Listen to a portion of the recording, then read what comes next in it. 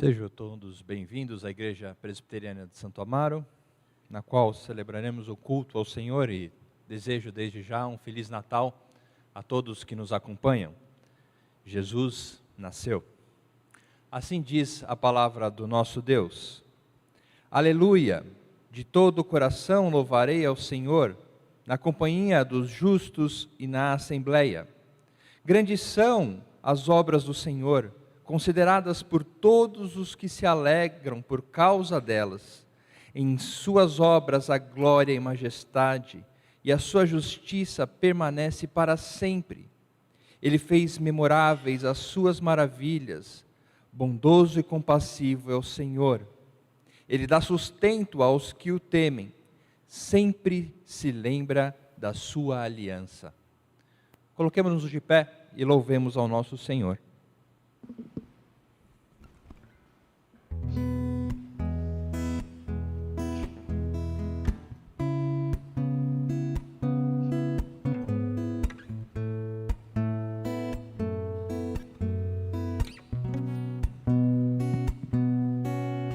Os que confiam no Senhor são como os montes de Sião, que não se abalam, mas permanecem para sempre.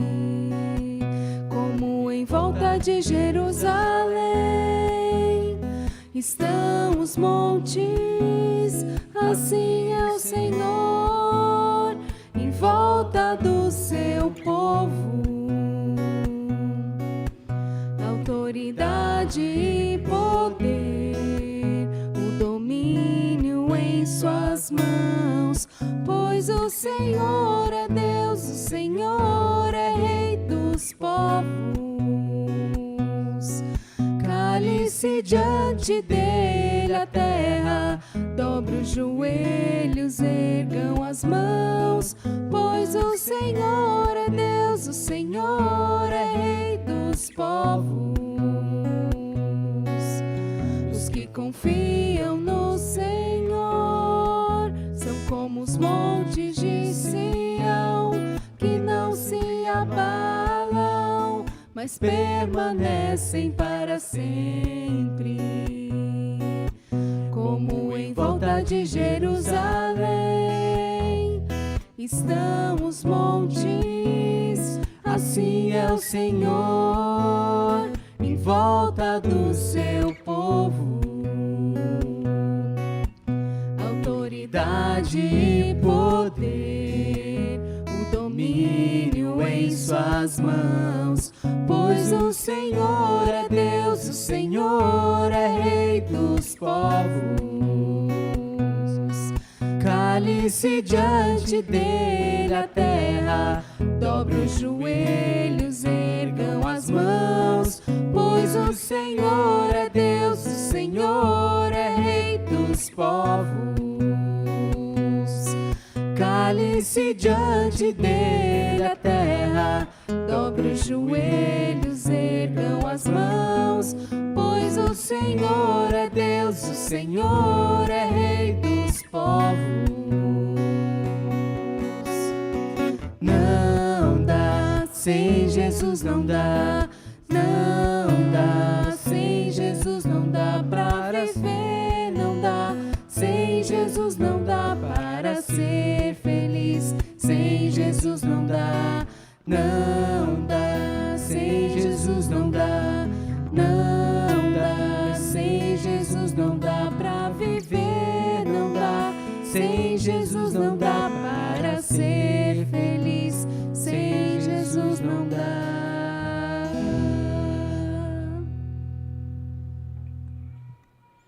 Oremos. Santo Deus, eterno Pai, louvado seja o teu nome, Senhor. Senhor de toda a criação.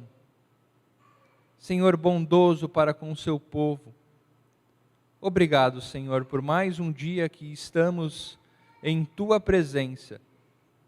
Conquistados pelo sangue de Cristo Jesus, podemos nos achegar a ti, proclamar as tuas grandezas, proclamar quem tu és, ó Pai, aquilo que o Senhor fez em nossa vida, dizer que sem a obra de Cristo Jesus nada é possível. Autoridade e poder estão em suas mãos, Senhor. E como teu povo, nesta manhã, alegremente, celebramos esta verdade confiantes na obra de Cristo em nossa vida. E é pelo nome do nosso Senhor Jesus Cristo, nascido, encarnado, morto, sepultado, ressurreto e vivo, é que oramos. Amém. A igreja pode se assentar?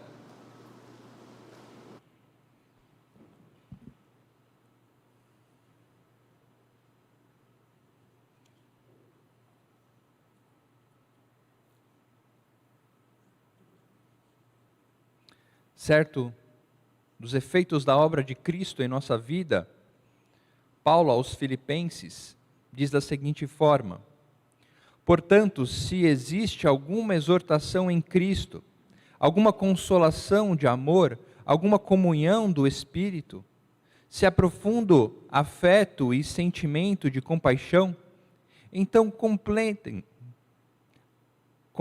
a minha alegria, tendo o mesmo modo de pensar, tendo o mesmo amor e sendo unidos de alma e mente. Não façam nada por interesse pessoal ou vaidade, mas por humildade, cada um considerando os outros superiores a si mesmo, não tendo em vista somente os seus próprios interesses, mas também os dos outros.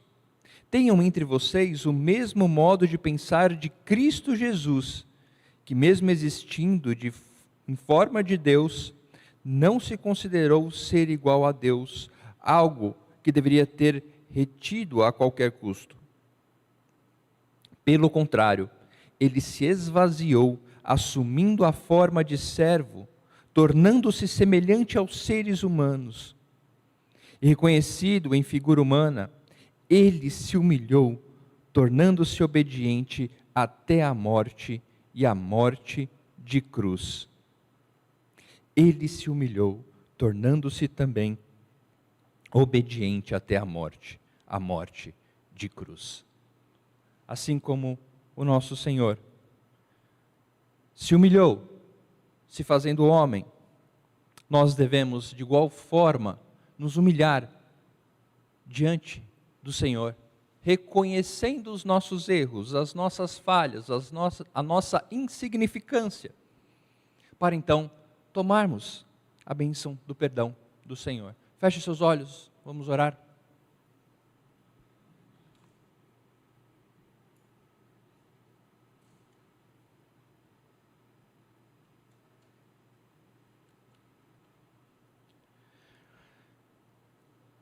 Senhor, diante de Ti nos colocamos, certo de quem somos, certo de que o Senhor está em todo lugar, a contemplar os maus e os bons. O Senhor conhece os nossos pensamentos.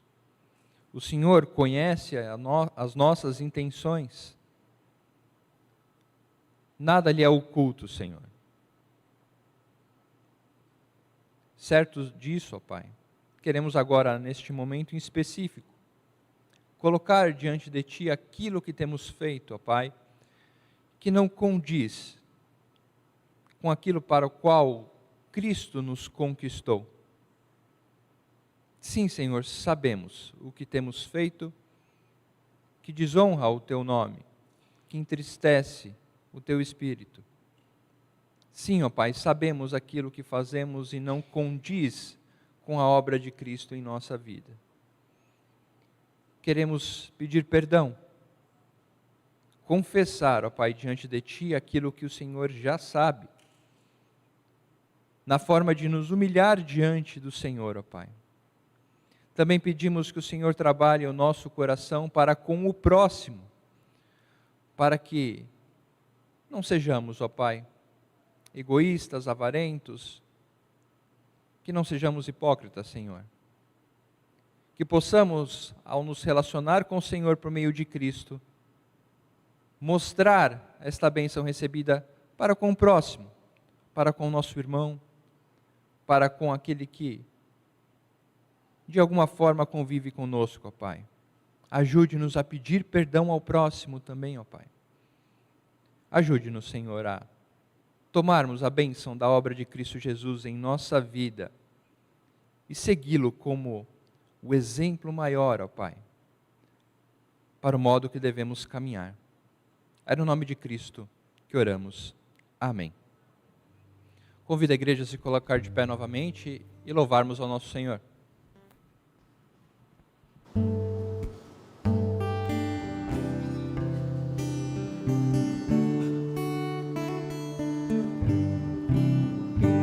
Deus promete grandes coisas conceder a qualquer que peça, tendo que há de obter, esperando sem na fé enfraquecer.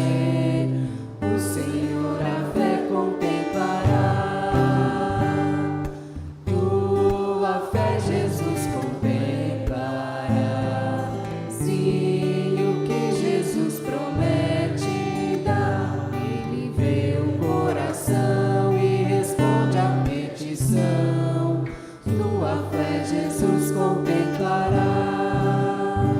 Quantas maravilhas Deus realizou por alguém que firme nele confiou e que da promessa em nada duvidou. O Senhor a fé contemplará. Tua fé Jesus contemplará.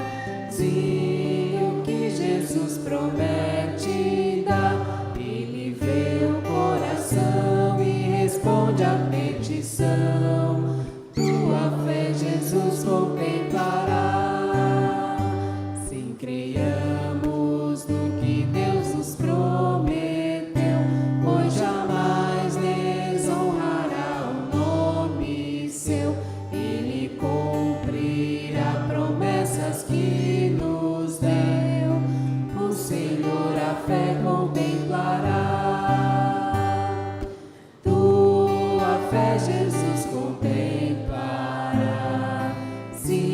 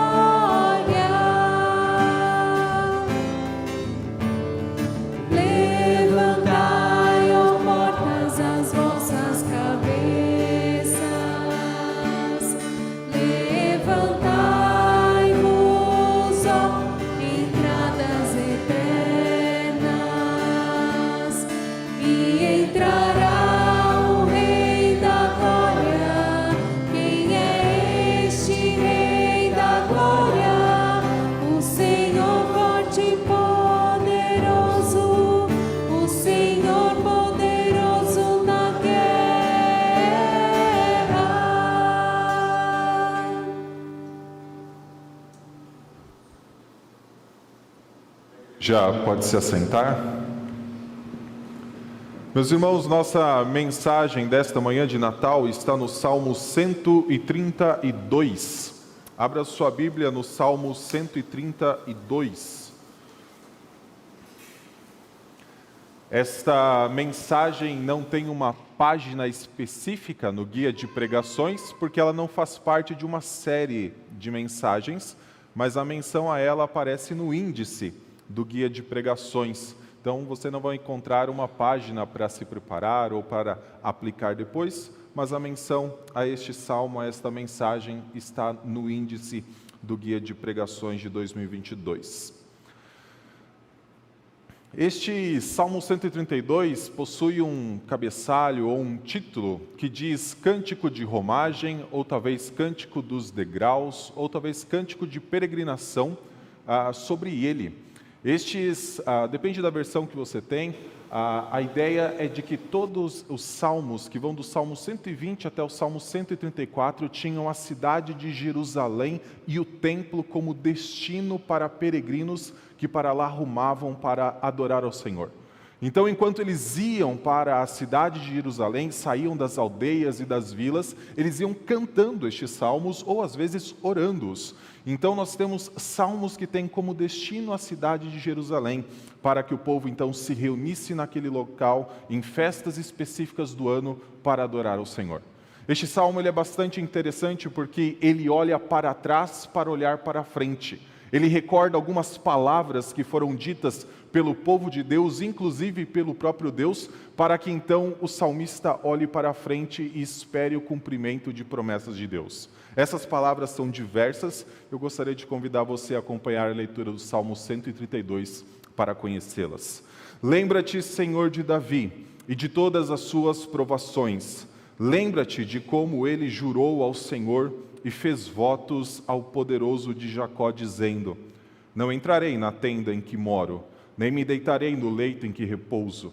Não darei sono aos meus olhos, nem repouso às minhas pálpebras, enquanto não encontrar um lugar para o Senhor, uma morada para o poderoso de Jacó. Ouvimos dizer que a arca estava em Efrata, e a encontramos no campo de Jaar. Entremos na sua morada, adoremos diante do estrado de seus pés. Levanta-te, Senhor, e entra no lugar do teu repouso, tu e a arca do teu poder. Vistam-se de justiça os teus sacerdotes e exultem os teus fiéis. Por amor de Davi, teu servo, não rejeites o teu ungido. O Senhor jurou a Davi com firme juramento, e dele não se desviará. Farei com que no seu trono se assente um dos seus descendentes, se os filhos de você guardarem a minha aliança e o testemunho que eu lhes ensinar, também os filhos deles se assentarão para sempre no seu trono. Pois o Senhor escolheu Sião, preferiu-a por sua morada, dizendo: Este é para sempre o lugar do meu repouso, aqui habitarei, pois este é o meu desejo. Abençoarei com abundância o seu mantimento, e de pão fartarei os seus pobres. Vestirei de salvação os seus sacerdotes, e de júbilo exultarão os seus fiéis. Ali farei brotar o poder de Davi. Preparei uma lâmpada para o meu ungido, cobrirei de vexame os seus inimigos, mas sobre ele brilhará a sua coroa. Vamos orar? Senhor Deus, nós somos gratos pela Tua palavra, somos gratos porque ela nos revela a Tua vontade, somos gratos de forma especial porque ela nos mostra Cristo Jesus, em quem se manifestou perfeita justiça, para que pecadores como nós pudéssemos, ao crer em Cristo, nos relacionar com o Senhor. Ao crer em Cristo, podermos adorar o Senhor. Por isso nós te louvamos, no nome de Jesus. Amém. Meus irmãos, eu propus que esta mensagem fosse, de certa forma, tanto por ocasião do Natal, quanto também do Ano Novo. Isso porque eu acredito que o Salmo 132 tanto olha para trás, como nós fazemos no Natal, e recordamos, celebramos o nascimento de Cristo Jesus, como de certa forma olha para frente, aguardando o cumprimento das promessas de Deus. E quando nós nos aproximamos de um novo ano, nós começamos muitas vezes a nutrir esperanças em nosso coração. Nós estamos nos últimos dias de 2022 e é possível que nós estejamos fazendo algumas análises a respeito de como foi o nosso ano. Nós consideramos tudo aquilo que nós resolvemos, talvez no dia 31 de dezembro do ano passado, que nós faríamos, e nós chegamos ao final de 2022 analisando aquilo que nós cumprimos e aquilo que nós não cumprimos. E talvez chegamos ao final deste ano e olhamos para aquilo que gostaríamos que tivéssemos mudado em nossa vida e algumas decepções começam a tomar conta de nosso coração. Talvez você se propôs a sair do cheque especial, mas continua com algumas dívidas. Talvez você se propôs a ter uma saúde melhor ou a buscar uma qualidade de vida melhor, mas chega ao final do ano e talvez você encontre alguma dificuldade com o seu corpo. É possível que no final do ano passado nós tenhamos proposto de estarmos mais próximos de Deus, a desenvolvermos uma vida devocional, mas chegamos ao final de 2022 e nós percebemos que talvez a nossa vida com o Senhor se resume a estes momentos de domingo de manhã e domingo à noite. Mas chega o final do ano, chega o Natal, chega o Ano Novo, nós nos reunimos com a família, nós ceamos na véspera do Natal, nós ceamos na véspera do Ano Novo e nós começamos a nutrir alegrias de novo em nosso coração. E então nós esperamos, as alegrias do final do ano vão continuar no ano seguinte.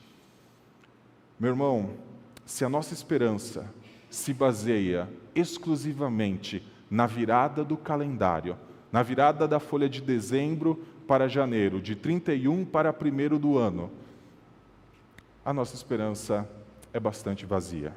Ela é tão fraca quanto talvez foram as nossas resoluções do ano anterior. Tão fraca quanto talvez foram a nossa disposição do ano anterior, de que nós mudaríamos, de que nós buscaríamos coisas melhores, de que nós nos aproximaríamos mais de Deus. Neste sermão, eu gostaria de propor um fundamento mais sólido para a nossa esperança. Eu acho que o Salmo 132 faz isso, busca um fundamento sólido para nutrir esperanças e para ansiar para que veja essas promessas do Senhor se cumprindo. Nós não devemos guiar nossa vida com o simples otimismo de que de 31 de dezembro para 1º de janeiro nossa vida vai mudar e nós seremos muito melhores olhando somente para o futuro. A esperança cristã está completamente enraizada no passado e aqui nós encontramos o firme fundamento de nossa fé. O Salmo 132, ele é composto basicamente de duas partes. A primeira que vai do versículo 1 até o versículo 10, e é onde eu vou me atentar um pouco mais na nossa mensagem, e a segunda que vai do versículo 11 até o final, onde eu vou mencionar rapidamente para nós entendermos por que o salmista faz menção a esta primeira parte. A primeira parte ela é marcada pelo que está no versículo 2, um juramento de Davi. A segunda parte, pelo que está no versículo 11, um juramento de Deus. Então veja, no início do Salmo 132, juramento de Davi, ou voto de Davi ao poderoso de Jacó. No início da segunda parte, versículo 11, um juramento de Deus. Palavras que foram ditas por Davi, palavras que foram ditas por Deus. A marca principal deste salmo é que ele é um salmo de lembrança, um salmo de trazer coisas à memória. Olhe para o versículo 1. O que o salmista faz é pedir que o Senhor se lembre de Davi, se lembre das suas provações, se lembre do voto de Davi. Do versículo 3 até o versículo 5, o salmista faz o quê? Se lembra do voto de Davi. Então lembra das palavras que Davi falou ao Senhor. Ele está se recordando disso. Do versículo 6 e 7, nós temos o salmista recordando uma disposição de Israel em ir adorar ao Senhor no mesmo tempo de Davi. Versículo 8 a 10, o salmista se recordando, se lembrando de palavras que o rei Salomão disse no dia em que a arca do Senhor adentrou o templo que ele tinha construído. E do versículo 11 em diante, o salmista faz o quê? Lembra de diversas promessas do Senhor feitas ao longo da história. Então o Salmo 132 é um exercício de lembrança, é um exercício de memória, de trazermos à mente grandes coisas, de trazermos à mente especificamente palavras que foram ditas, e então com essas palavras olharmos para o futuro e esperarmos ansiosamente o cumprimento das promessas de Deus. Primeiro exercício de memória, então, que o Salmo 132 faz, que o salmista faz enquanto ora ao Senhor, é pedindo que o Senhor se lembre de Davi, se lembre das provações de Davi e se lembre do voto de Davi. E eu quero, acreditando que o principal ensinamento tem a ver com lembrar de Davi e das provações de Davi, deixar isso para o final. E antes pensarmos naquilo que o salmista está pedindo para o Senhor se lembrar daquilo que Davi falou. Veja que a partir do versículo 2 nós temos o pedido para o Senhor se lembrar do juramento que Davi fez ao poderoso de Jacó. E esse juramento está do versículo 3 até o versículo 5, onde nós encontramos então Davi dizendo que não descansaria, que Davi não daria descanso às suas pálpebras, que não deitaria no seu leito, que não adentraria a sua tenda. Várias linguagens para dizer o seguinte: Davi fez um voto de que não descansaria até encontrar um lugar de descanso para o Senhor. Essa é a primeira palavra que o salmista pede para que o Senhor se lembre. Fique com isso na mente. O salmista pede para que o Senhor se lembre do voto feito por Davi, de que não descansaria até que o templo fosse construído e então o Senhor tivesse um lugar de repouso, simbolizado, o Senhor simbolizado pela arca mencionada nos versículos da sequência. Para nós entendermos um pouco o que significa este voto de Davi, nós precisamos fazer um exercício de memória, ou talvez conhecer a história. Lembre-se que Davi se propôs a trazer a arca para Jerusalém, ou seja, o grande símbolo da presença do Senhor, depois que ele conquistou a cidade de Jerusalém, e ele fez algo que durante mais de 40 anos ficou esquecido em Israel, que é se lembrar da arca do Senhor. Durante o final do período do juízo e todo o reinado de Saul, a arca do Senhor ficou esquecida no interior da nação de Israel. Então Davi, quando conquistou a cidade de Jerusalém, se dispôs a ir buscar a arca. E talvez dessa parte da história que você mais se lembre, é a famosa história de Uzá. Quando Davi decidiu então trazer a arca para Jerusalém, colocou sobre carros de boi, o que não era permitido pela lei do Senhor, e então em um determinado momento a arca estava para cair deste carro de boi e Uzá tocou na arca e por isso foi morto. Essa foi a primeira tentativa de Davi trazer a arca para Jerusalém. Mas então ele fez uma segunda tentativa. E na segunda tentativa ele conseguiu fazer com que a arca chegasse a Jerusalém, fosse colocada no tabernáculo e então ali estivesse durante parte do seu reinado. E nesse momento Davi contemplou o seu palácio, ele habitava num palácio real, e contemplou o tabernáculo, e ele falava: como eu habito em palácios, o Senhor habita então em tendas. E nesse momento ele se dispôs a construir um templo ao Senhor. Falou com o profeta Natã, falou que tinha esse desejo, e possivelmente esse é o cenário onde Davi fez esse voto que está registrado somente no Salmo 132. Não darei descanso aos meus olhos, não entrarei na minha tenda, não me deitarei, não darei descanso às minhas pálpebras, até encontrar um lugar de repouso ao Senhor. Então Davi foi movido a construir o templo. Só que então, em outro momento, o profeta Natã, que ouviu as primeiras palavras, esse desejo de Davi de construir o templo, voltou com a palavra do Senhor dizendo que não seria Davi a construir o templo. Então essa é a primeira coisa que nós vemos, o salmista recordando um voto de Davi com o desejo de construir um lugar de repouso, uma casa, a casa do Senhor ou o templo. O segundo movimento que nós temos do salmista, nessa ideia de recordar, nessa ideia de lembrar, é da disposição que o povo de Israel teve, no mesmo tempo de Davi, de buscar a arca. Uma das coisas mais interessantes deste texto é que ele lembra o seguinte: durante 40 anos, a arca do Senhor esteve esquecida. Durante todo o reinado de Saul, ninguém se preocupou em ir buscar a arca que tinha sido devolvida pelos filisteus e estava no interior das terras de Judá.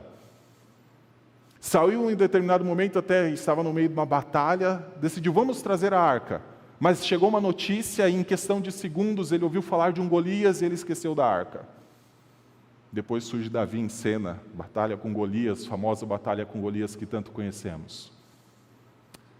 Foi sobre Davi que a arca foi lembrada. Foi sobre Davi que o povo, como está nos versículos 6 e 7, se dispõe, ouve a falar que a arca estava em Efrata, ouve falar que a arca estava no campo de Jar, e então ele se dispõe a ir e adorar ao Senhor, a se colocar diante do estrado dos seus pés. Eu acho que o salmista, enquanto ora, pedindo, Senhor, lembra de Davi, Senhor, lembra das provações de Davi, Senhor, lembra do voto de Davi, eu tenho certeza que o salmista também lembra, Senhor, foi porque Davi nos liderou que nós fomos até o campo de Jar. Foi porque Davi nos liderou que nós fomos a Efrata, para a região de Judá, que fica próximo a Belém. E nós buscamos a arca e trouxemos para Jerusalém. Lembra-te de Davi, Senhor. Houve um momento em que Israel se dispôs a buscar a arca que durante 40 anos estava esquecida. Foi porque Davi se dispôs a isso. Terceiro movimento de recordação de palavras. Se as primeiras palavras foram o voto de Davi, as segundas palavras foram a disposição, vamos e adoremos o Senhor, prostremos diante do estrado dos seus pés. Terceiro conjunto de palavras que está do versículo 8 até o versículo 10. São palavras que Salomão disse no dia em que finalizou a construção do templo e dedicou o templo ao Senhor. E então disse, Senhor, levanta-te e adentra o lugar do seu repouso. Salomão, em um determinado momento, entendeu que a arca deveria ser movida do tabernáculo para o templo. Esse tinha sido o voto de Davi, mas Davi foi proibido pelo Senhor de o fazer. Salomão, então, o fez. Em tudo isso nós vemos várias palavras que são trazidas à memória do salmista, para que o Senhor se lembre de Davi. E eu falei que primeiro eu ia falar a respeito daquilo que foi dito, para depois voltar para o versículo 1 e pensarmos no porquê o Senhor está pedindo, o salmista está pedindo, Senhor, lembra-te de Davi e das suas provações. Olha o versículo 1, leia com atenção este versículo. Lembra-te, Senhor, de Davi e de todas as suas provações. Eu deixei para falar este versículo nesta parte do sermão, preferindo falar do 2 em diante, porque eu acredito que só foi possível Davi dizer, Senhor, eu não darei descanso aos meus olhos, Senhor, eu não adentrarei a minha tenda, Senhor, eu não descansarei até construir um local para o seu repouso, por causa daquilo que Davi fez. Eu acredito que as palavras que foram ditas pelo povo no dia em que se dispuseram a ir até o campo de Jaar, até Efrata, buscar a arca, só foi possível por causa daquilo que Davi fez. Salomão, um dia, orou ao Senhor dizendo, Senhor, levanta-te, adentra o lugar do teu repouso, não esqueça do teu ungido, por causa daquilo que Davi fez. Por isso o salmista, antes de pedir, Senhor, lembra-te do juramento de Davi, lembra-te das palavras do povo que se dispôs, lembra-se das palavras de Salomão, pede, Senhor, lembra-te de Davi e das suas provações. Esse versículo 1, ele é bastante interessante. A gente poderia ler da seguinte forma, Senhor, lembra-te de Davi e das suas humilhações. A palavra que está falando provações é a mesma palavra utilizada por Isaías 53, versículo 7, dizendo que o servo do Senhor foi oprimido e humilhado, e como ovelha conduzido até os seus tosqueadores, onde ele não abriu a boca. Então o que o salmista está em sua oração dizendo é, Senhor, lembra-te de Davi e de todas as suas humilhações. Pense que Davi, aquilo que ele fez, afinal foi Davi que possibilitou que um dia a arca do Senhor adentrasse, tudo o que ele fez foram coisas difíceis. Quando ele foi ungido em segredo, em secreto por Samuel, logo após diz que um espírito mau, enviado de Satanás, adentrou Saul. E a partir daquele momento, Saul intentou matar Davi a todo instante. Davi precisou fugir para o deserto, Davi precisou sair da sua terra, sair do do lugar de sua família, de próximo da sua família. Senhor, lembra-te de Davi e das suas humilhações. Há um momento em que Davi, então, se dispõe a construir o templo. Como nós falamos, ele quer construir um lugar de repouso, mas então o profeta Natã, trazendo uma palavra do Senhor, diz: Davi, você não pode construir o templo. A razão é porque você foi um homem de guerras. A razão é porque você foi um homem de batalha contra os inimigos. Davi foi impossibilitado de construir o templo, justamente porque ele trouxe paz a Israel e descanso a Israel. Senhor, lembra de Davi e das suas humilhações. E tantas outras coisas Davi viveu enquanto estava neste período de batalhas, conquistando a terra de Canaã, unificando as 12 tribos, conquistando a cidade de Jerusalém e então possibilitando que a arca fosse buscada. Foi Davi que em um determinado momento conseguiu reunir todas as situações possíveis. A arca estava em Jerusalém, havia recursos suficientes, o próprio Davi conseguiu os recursos para construir o templo. Havia tudo, e então ele fez o foda: eu vou construir uma casa ao Senhor. Mas foi por causa de tudo o que ele fez antes. Foi por causa de tudo aquilo que ele viveu. Foi por causa de todas as suas humilhações. Se Salomão foi quem construiu o templo, a razão é porque Davi foi um homem de batalhas. Se o povo de Israel recuperou uma arca que ficou 40 anos esquecida, a razão é porque foi Davi que se lembrou dessa arca. Talvez porque essa arca foi para a cidade vizinha de onde ele morava. Talvez porque ele ouviu falar dessa arca em toda a sua adolescência. Mas foi Davi que possibilitou que uma nação que viveu durante o final do período dos juízes, inclusive sob Saul, voltada para a idolatria, se voltasse para adorar ao Senhor. A oração do salmista é: Senhor, lembra-te de Davi e das suas humilhações. Hoje é manhã de Natal. Hoje é o dia em que nós olhamos para trás, que nós trazemos à memória e que nós celebramos que o nosso Senhor Jesus Cristo, que Deus se fez carne e habitou entre nós. E nós olhamos e nos recordamos da glória, da benevolência, da misericórdia que o Senhor tem para conosco, porque o Senhor Jesus Cristo encarnou. Afinal, quando Deus encarna, a salvação vem aos homens e a salvação vem a nós. Mas talvez pouco nós trazemos à memória de que o nascimento de Cristo é o início da sua humilhação. Nós nos lembramos dos grandes benefícios, nós somos dos favorecidos ao crermos em Cristo Jesus, que Ele nos resgatou do império das trevas, que Ele possibilitou que nós estivéssemos no Seu reino, que Ele possibilitou que nós adorássemos o Senhor como Davi fez com o povo de Israel. Mas talvez nós não nos lembramos de que o nascimento de Cristo é o início do estado da sua humilhação. Por isso nós lemos Filipenses 2 neste culto. Por isso nós consideramos que Cristo, sendo como Deus, não julgou com usurpação o ser igual a Deus, mas a si mesmo se esvaziou, a si mesmo se humilhou, assumindo a forma de servo, tornando-se reconhecido em figura humana. Foi uma humilhação, é o início da humilhação de Cristo. O nascimento é o primeiro estágio, sua vida, seus sofrimentos, sua morte, o estado na sepultura, tudo isso é a humilhação de Cristo. Mas tudo começa no nascimento.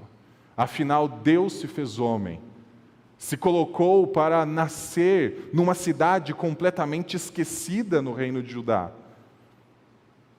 Numa cidade tão esquecida que a cidade vizinha, onde a arca ficou por mais de 40 anos, ninguém lembrou que a arca estava lá. Judá era a cidade vizinha, Belém era a cidade vizinha, por isso chamada também de Belém, Efrata, na mesma região. Ele se esvaziou para nascer, para ser posto numa manjedoura, para não ter lugar para ele na hospedaria. É uma humilhação para Cristo, é o período da sua humilhação. Imagina Deus se esvaziando e se pondo sob o cuidado de pessoas limitadas e pecadoras. Imagina Deus precisando ser criado por pessoas limitadas e pecadoras. O nascimento é o início da humilhação de Cristo. Mas é a humilhação de Cristo, assim como foi as humilhações de Davi, que possibilitaram que nós adorássemos a Deus.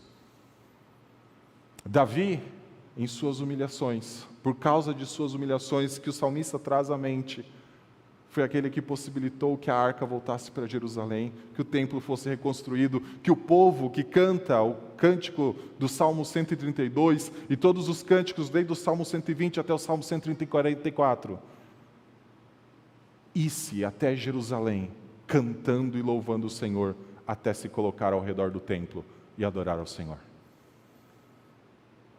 São as humilhações de Cristo. É seu estado de humilhação, seu sofrimento, seu nascimento, que possibilita que nós, num domingo pela manhã, ou qualquer momento de nossos dias, adoremos o Senhor em espírito e em verdade. Mas algo que precisa ficar claro para nós com o Salmo 132. Este não é apenas um exercício de trazer coisas à memória por si mesmo, com um fim em si mesmo. O salmista não está lembrando o que Davi falou. O salmista não quer apenas lembrar do que o povo falou, ou até mesmo das humilhações de Davi. O salmista não quer parar aqui, ele está pedindo: Senhor, lembra de Davi, das suas humilhações, do seu voto, do que o povo de Israel falou, do que Salomão falou, para então adentrar a segunda parte do Salmo. E na segunda parte do Salmo, nós temos o seguinte, a partir do versículo 11.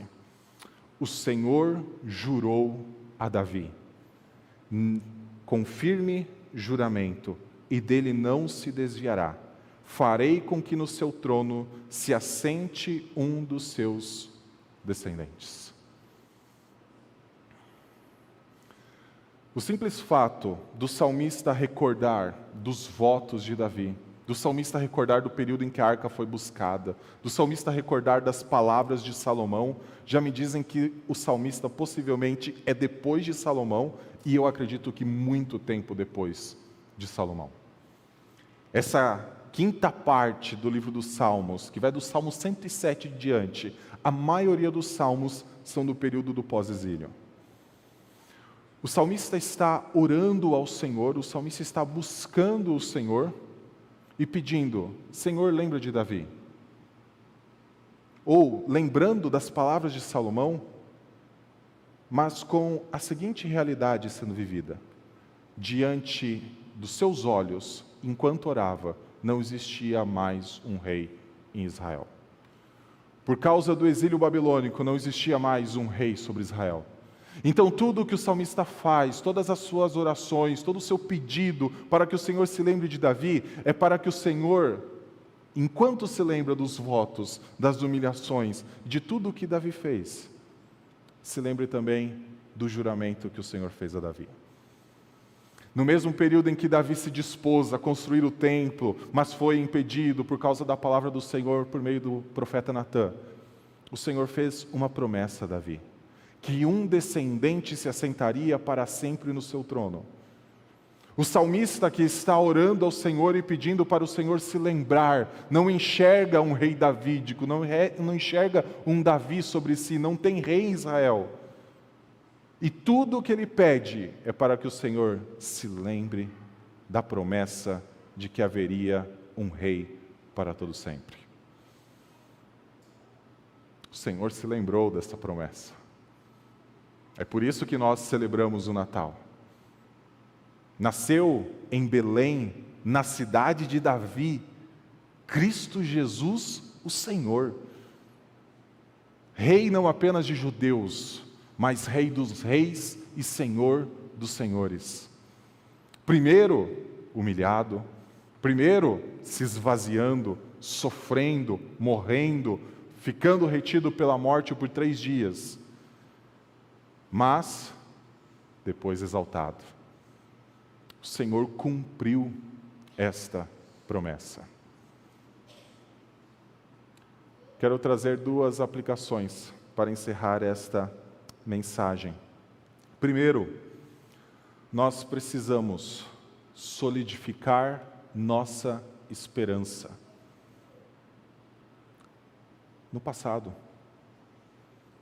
no nascimento de Cristo, na sua humilhação.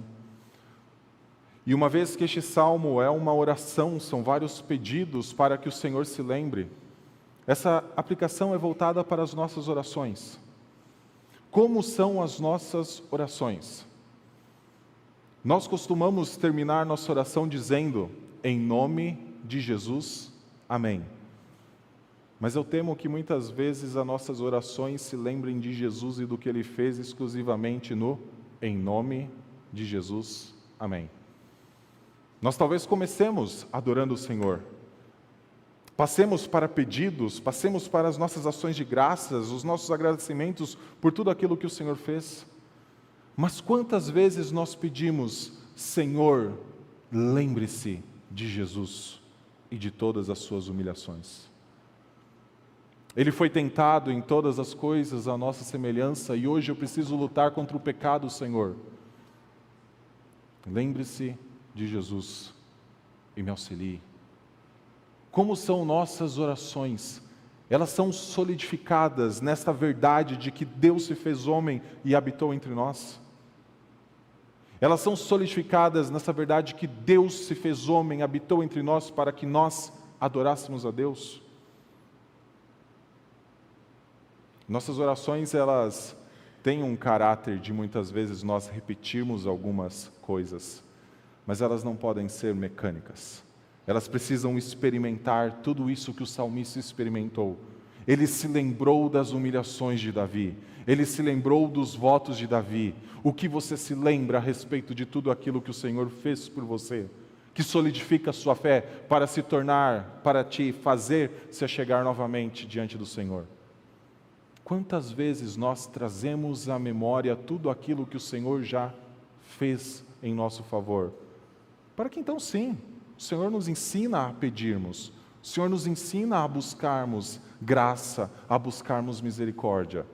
Mas quantas vezes nós já chegamos à oração com a plena confiança de que o Senhor tem nos sustentado e guardado até aqui? Segundo lugar, anseie por ver o cumprimento das promessas de Deus. Tudo o que o salmista pediu, tudo aquilo que ele recordou, eu acredito que ele não estava apenas fazendo um exercício para memorizar ou para trazer à memória algumas coisas. Ele estava fazendo pedidos específicos para que o Senhor se lembrasse das suas promessas. Você pode estar se perguntando: mas o Senhor esquece das suas promessas? É claro que não, o Senhor é perfeito. Mas o Senhor coloca para nós esta disposição em buscarmos Ele, em orarmos, pedindo para que Ele se lembre das promessas. Sabe por quê? Porque eu acredito que esta vida pode trazer tais seduções a nós, tais benefícios à nossa vida temporal, que nós nos esquecemos de que há algo maior. Então o Senhor pede para nós buscarmos.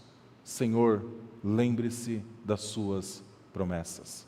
Esta é uma forma de nós não apenas exercitarmos a memória em relação àquelas promessas que o Senhor já cumpriu, mas é uma forma também de nós ansiarmos para que o Senhor cumpra aquelas que Ele ainda está para cumprir e certamente cumprirá. Mas talvez nós não pedimos. Eu acredito que nós devemos pedir, porque os salmos são palavras que o Senhor deu a nós, para nós devolvermos a Deus. Eu acredito que o Senhor quer que nós peçamos: Senhor, lembre-se do seu juramento.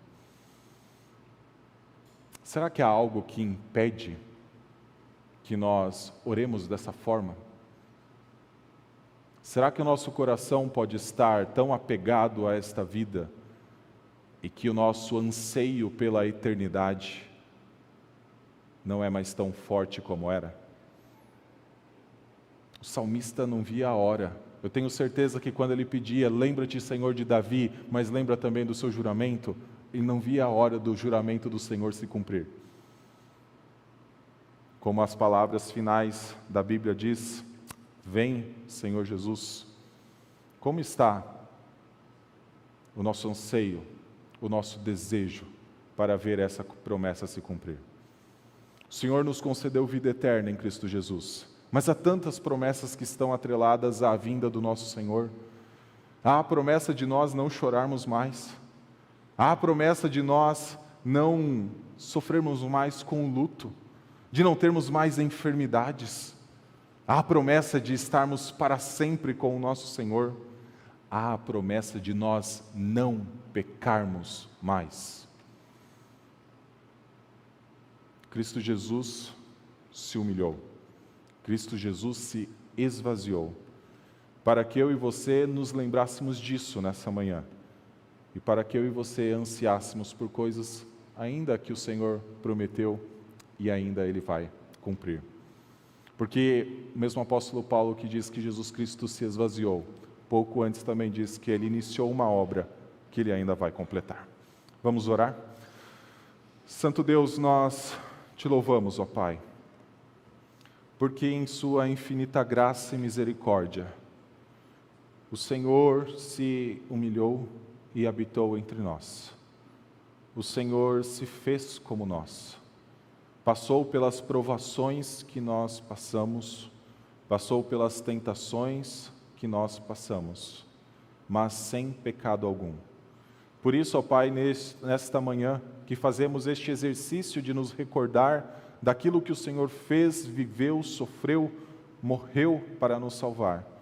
Nós também, ó Deus, nutrimos a esperança, não de que 2023 será melhor simplesmente porque será um novo ano, mas porque, ó Pai, mesmo que tenhamos tristezas, mesmo que tenhamos decepções, mesmo que tenhamos, ó Pai, situações que nos desagradem, a nossa esperança não está resumida ao próximo ano. A nossa esperança está centrada e enraizada naquilo que é eterno. Suas promessas, sua presença conosco. E, ó Deus, cada instante que o Senhor, ó Pai, nos revela um pouco do que será a nossa vida futura, especialmente que nós seremos mais parecidos com Cristo. Não mais, ó Deus, em seu estado humilhado, mas sim em seu estado exaltado. Por isso nós te louvamos. Por isso nós, ó Pai, rendemos glórias ao Senhor, no nome santo de Cristo. Amém. Convido a igreja a se colocar em pé, a adorarmos o nosso Deus.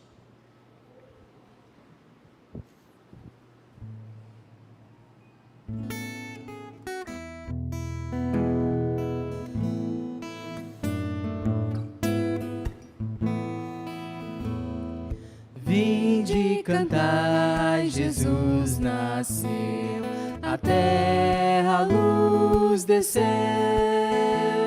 a graça infinda ao mundo vem, na gruta de Belém, na gruta de Belém, Jesus amado, o sumo bem. Sim, proclamai ao derredor que foi por grande amor que a terra veio o sumo bem, na gruta de Belém, na gruta de Belém, Jesus humilde ao mundo vem.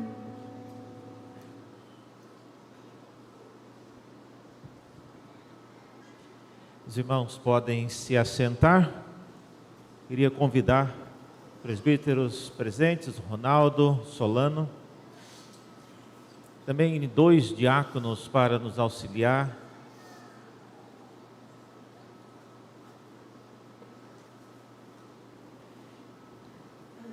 Vendo também aqui o presbítero João Carlos, se ele puder nos auxiliar também, para hoje nós temos aqui bem menos presbíteros para participar.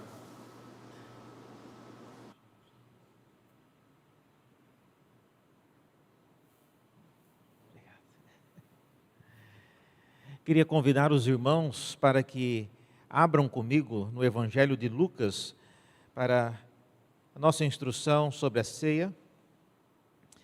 Evangelho de Lucas, no capítulo 2. Por ocasião do nascimento de Jesus, os irmãos conhecem essa história.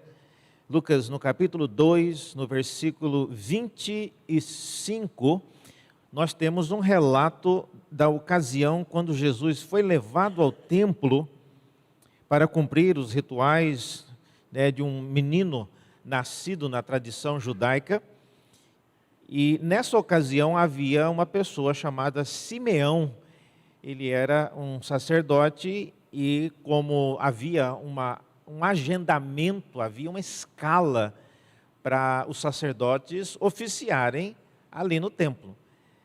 E esse Simeão, eu falei sobre ele na cantata de Natal um pouco.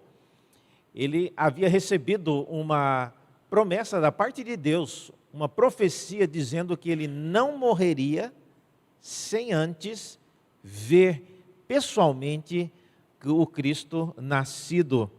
E de fato isso aconteceu. O texto relata que ele teve esse privilégio quando ele viu Jesus chegando para ser apresentado.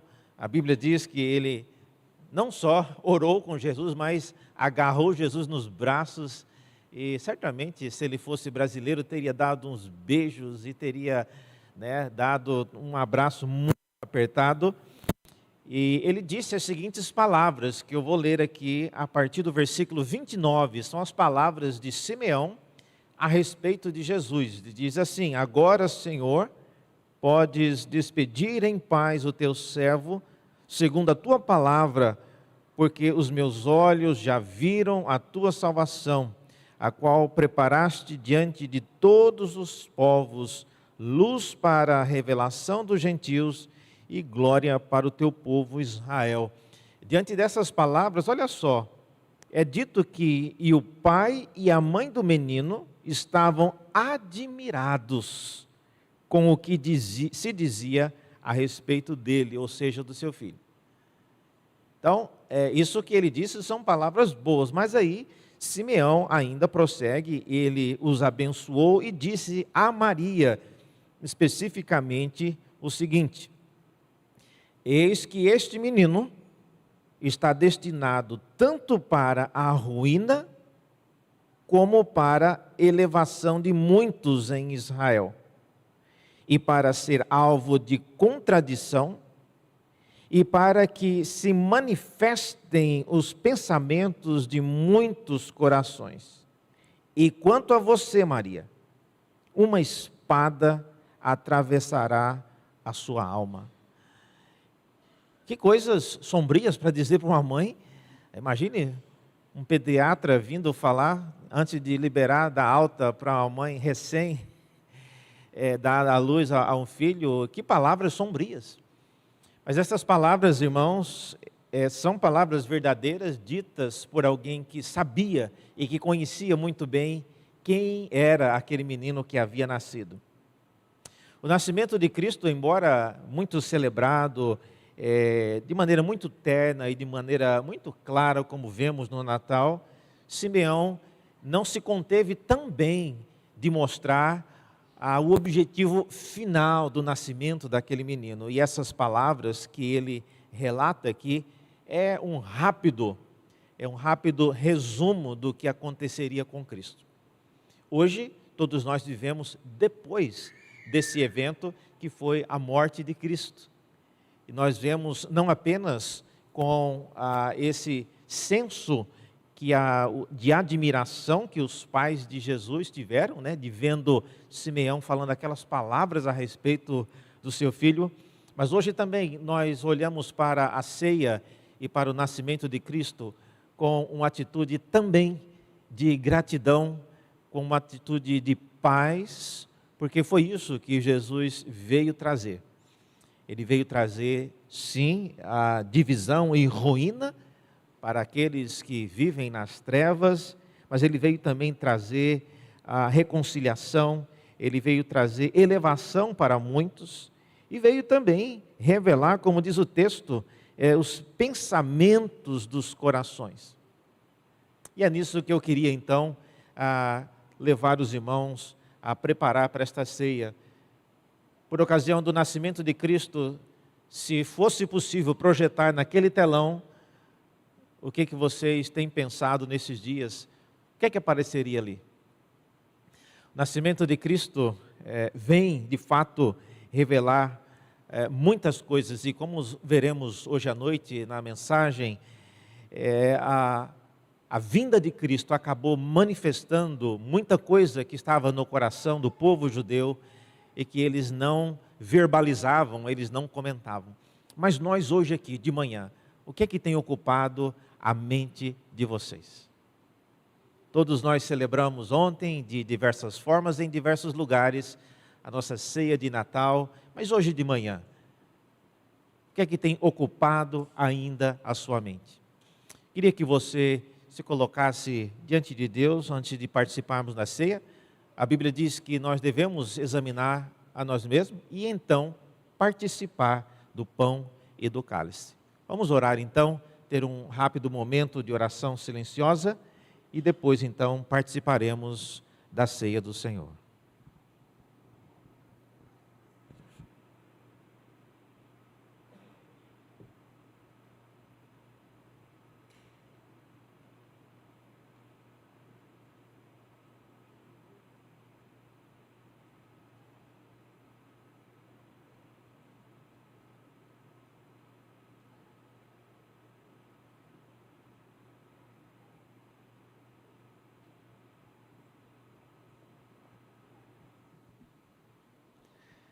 Senhor Deus, obrigado pelo privilégio de fazer parte daqueles que se assentam à mesa contigo. E hoje, ó Deus, celebramos isso, gratos pela paz que o Senhor trouxe entre Deus e cada um de nós, por meio da tua morte. Obrigado, Deus, porque hoje, com a paz que temos, podemos nos aproximar de ti, podemos, ó Deus, compartilhar a mesa do sangue e do corpo do teu Filho, testemunhando, ó Deus, a aliança que temos contigo, que dura para sempre. Obrigado, Deus, pelo perdão dos nossos pecados. Oramos em nome de Jesus, o teu Filho. Amém. Queria convidar então todos que são membros desta igreja ou de qualquer igreja evangélica que participe conosco desta ceia. Ela é uma ceia para todos aqueles, pessoas que não têm pecado, muito pelo contrário. A ceia é para pessoas que são pecadoras, mas têm a certeza de que seus pecados foram perdoados no sangue de Cristo. Queria convidar então a todos que participarem, que segurem os elementos para que participemos juntos então. Vou convidar então os presbíteros e os diáconos para auxiliar na distribuição.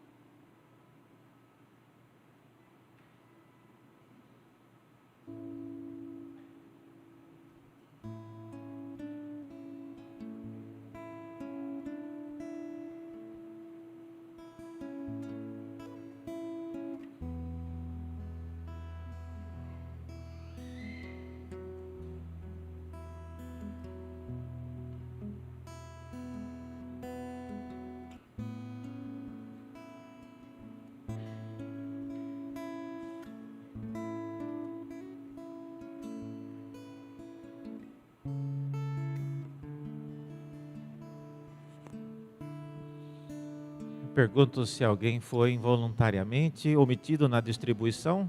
Pode se levantar uma de suas mãos.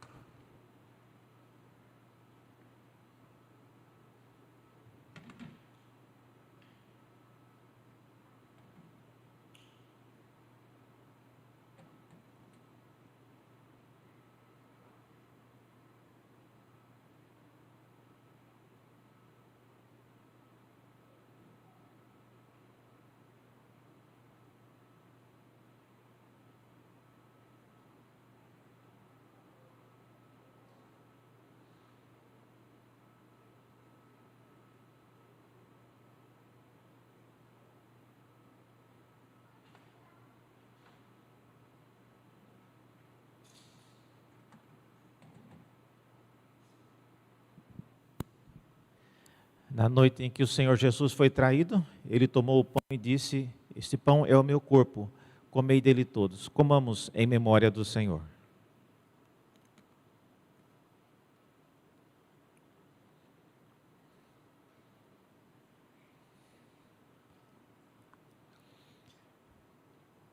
Por semelhante modo, depois de haver ceado, tomou também o cálice e disse: esse cálice é o cálice da nova aliança no meu sangue.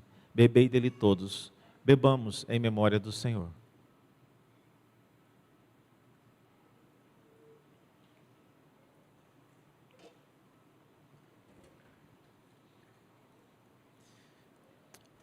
Vamos nos colocar de pé.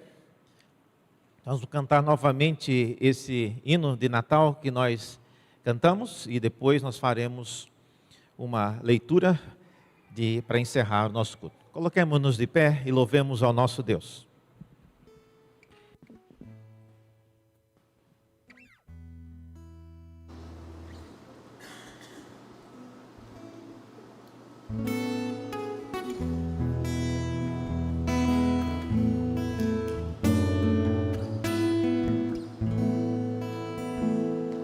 Vinde cantar, Jesus nasceu, a terra a luz desceu, a graça infinita ao mundo veio, na gruta de Belém, na gruta de Belém, Jesus o amado, o sumo bem, sem proclamar em derredor que foi por grande amor que a terra veio o sumo bem, na gruta de Belém, na gruta de Belém, Jesus humilde ao mundo vem. Convido a igreja para que leiamos todos em uma só voz. Proclamemos a obra de Cristo, lembremos da obra de Cristo para anunciar os seus efeitos. Em Gálatas 4, dos versículos de 4 a 7, proclamemos juntos.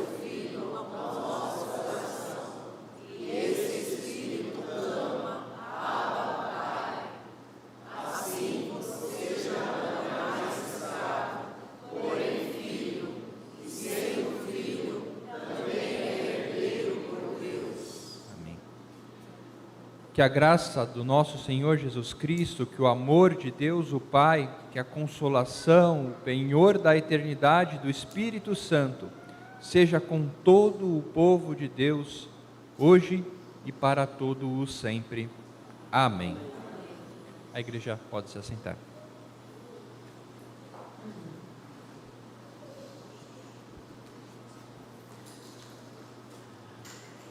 Nosso culto está encerrado. É um prazer ver os irmãos. Ontem nós tivemos a nossa ceia de Natal. Tivemos aqui 50 pessoas. Foi muito bom, como nós avisamos, era para pessoas que iriam passar o Natal sozinhos. Então, eu estou vendo aqui vários rostos que estiveram aqui ontem à noite. Então, 50 pessoas não passaram o Natal sozinho ontem. Tivemos aqui a oportunidade de cantar, de ter uma ceia junto. Foi uma ceia bastante farta. As pessoas que trouxeram comida voltaram com mais comida do que trouxeram, depois que repartimos. Então, agradecemos a todos que cooperaram aí na organização e também, trazendo os alimentos. Hoje pela manhã deve ter algumas pessoas nos visitando. Aqui chegou apenas um cartão de visitante aqui do Lucas, a Raquel e o Luca. Onde estão vocês? Quem são vocês três? Estão lá. Pode se levantar, por favor, só porque a igreja conheça vocês, né? O Luca está aí. Olha só. São de Belo Horizonte. São parentes do Mateus, né? Sejam bem-vindos. Deus abençoe. Eles são de Minas Gerais, Belo Horizonte. É bom porque metade da igreja foi para Belo Horizonte, né? E um grupo voltou, né? O Solano estava me informando aqui que a maioria da igreja aqui tem parentes e mora em algum local no estado de Minas Gerais. E nessa época, a Minas Gerais manda um aviso aqui para Santo Amaro: olha, chega de mandar membros para cá, né? Mas graças a Deus é um período de férias, muitos membros viajam para as diversas regiões no estado de Minas. Há mais alguém nos visitando aqui que porventura não teve a oportunidade de preencher esse cartãozinho? Se tiver, levante sua mão só para que a gente conheça você. Tem mais alguém? Não, né? Agradecemos então a visita dos nossos irmãos Lucas, Raquel e Luca, e que a igreja receba o abraço da nossa igreja. Se vocês vêm de uma outra igreja evangélica, como indicaram que são membros, né, mande o nosso abraço à igreja de vocês, tá bom? Temos dois avisos, o monitor não está ligado, mas o primeiro deles é sobre a eleição de diáconos. Hoje é o último dia para que você indique nomes para participar na eleição de diáconos que acontecerá no ano que vem, no mês de fevereiro. Por que termina hoje, reverendo? Porque haverá tempo para entrevistar esses candidatos e período de férias, que geralmente muitos desses candidatos não estarão aqui. Então é por isso que nós estamos trabalhando aí com antecedência, tá bom? Mas você pode fazer a sua indicação por meio ou do e-mail, né, mandando um e-mail para esse e-mail que aparece aí, conselho@ipsantamaro.com.br, ou então indo até a secretaria, preenchendo ali o formulário presencial, tá certo? Mais algum? E hoje à noite, né, eu estarei pregando, né, no culto vespertino. Irmãos, vamos continuar lembrando, né, orando pelo senhor Heron, o pai do Felipe, pela nosso irmão Luiz Matos, né, esposo da Ângela. Ele finalmente fez a cirurgia no dia 13 e se recupera em casa já. A sua esposa agradece as orações da igreja e ora para que o período de recuperação seja bem sucedido. Vamos também continuar orando pela nossa irmã Dona Luzia, mãe do Wagner. Ela está internada no Rio Claro e também pede as nossas orações. A nossa irmã Áurea também, mãe da Kíria, está em Portugal. Ela também já está com a Kíria lá e a Raíssa. E nós continuamos orando pela saúde dessa irmã. Também pelo senhor Arley, ele está com depressão, ele é irmão do Eísio. Também pedem orações pelo irmão.